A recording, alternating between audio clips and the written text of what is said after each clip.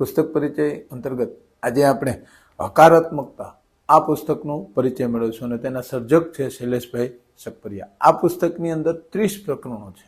એમાંથી મને જે બે પ્રકરણો ખૂબ ગમે છે એના વિશે હું આજે તમારી સાથે વાત કરવાનો છું। તેમાં એક, જો મન મજબૂત તો તન પણ મજબૂત। વાત એમ છે કે એક વ્યક્તિને કેન્સર થાય છે અને ગળાનું કેન્સર હોય છે અને તે પાયલોટ હોય છે।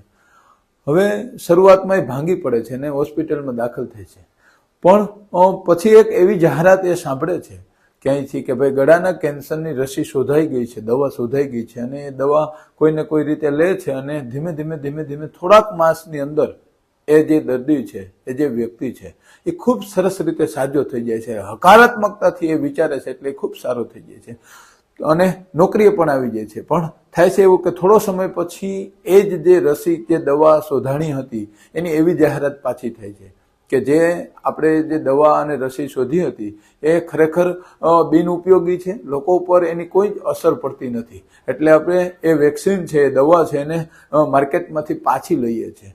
અને આ જાહેરાતથી એના ઉપર નકારાત્મકતા જે અસર ઊભી થઈ અને ધીમે પાછો એ કેન્સરના ભયડામાં આવતો ગયો અને એક સમય એવો આવ્યો કે માણસ મૃત્યુ પામ્યો। એટલે વાત એવી છે કે હકારાત્મક અને નકારાત્મક વિચારથી જ માણસને ક્યાં ફેરફાર થાય આ પ્રકરણ દ્વારા આપણે જોઈ શકીએ। ત્યાર પછીનું બીજું એક ઉદાહરણ છે, સત્યને રજૂ કરવાની યોગ્ય રીત। આ પ્રકરણની અંદર રાજા હોય છે, રાજા એક આંખે કાણા હોય છે। હવે તેના રાજ્યની અંદર 3 ચિત્રકારો હોય છે અને 3 ચિત્રકારોને બોલાવે છે અને કહે છે કે તમારે આજે મને મારું ચિત્ર દોરી અને આપવાનું છે અને એના બદલામાં જે શ્રેષ્ઠ ચિત્ર દોરી આપશે એને હું ઇનામ આપવાનો છું।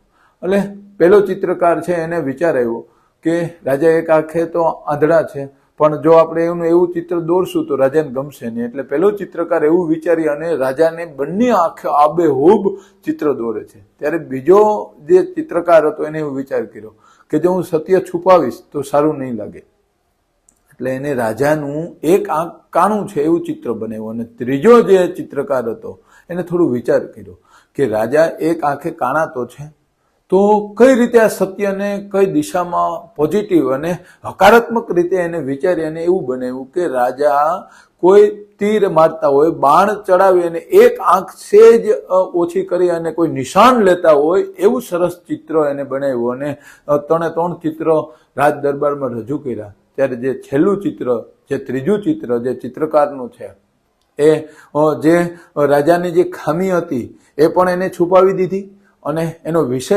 હકારાત્મક રીતે રજૂ કર્યો। આવા ઘણા બધા ઉદાહરણો આ પુસ્તકમાં સરસ રીતે લખાયેલા છે। તો એક બેઠકે પૂર્ણ થયું પુસ્તક છે, જરૂરથી વાંચજો। આભાર।